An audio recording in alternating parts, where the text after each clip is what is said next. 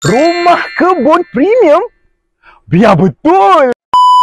Hari ni di Pulau Indah Kelang bersama dengan saya. Hari ni kita nak buat apa? Tapi kita nak review rumah kebun premium menggunakan servis daripada AAM Alpha Home. Jom kita tengok. Okay, kalau korang tengok kat sini, inilah trademark daripada AAM Alpha Home menggunakan batu-bata ICBS. Cantik, estetik, vintage, unik. Lain lah daripada yang lain. Jom tengoklah pintu frame dia, you all. Mana nak dapat colour putih macam ni lah. Wow, owner jaga ya. Wih, cantiknya rumah kebun macam. Okay, kita tengok kat bawah. Mozaik dia yang sangat-sangat 2024. Rumah kebun kena ada kerusi healing, guys. Okay, yang paling saya suka ni, ruangan di dapur yang sangat comel ni. Kita ada tabletop yang disediakan juga dalam package kita. Rumah ni pun dilengkapi dengan tandas. Okey, jom. Okey, pintu dia kita memberikan ataupun kualiti dia adalah aluminium bifold. Okey, jom. La ilaha illallah. Toilet dia kita tengok sangat vintage ya.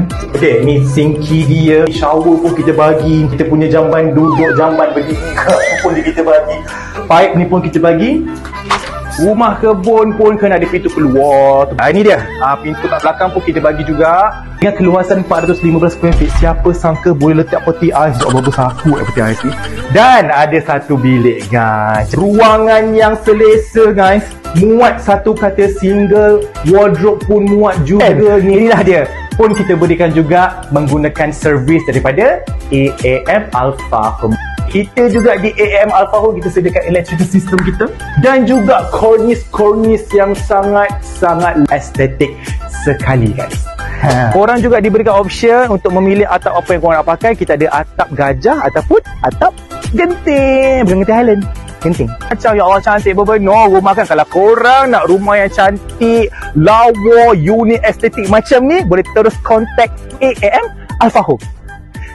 Kunci boleh ke? Boleh ke pakai kunci ni?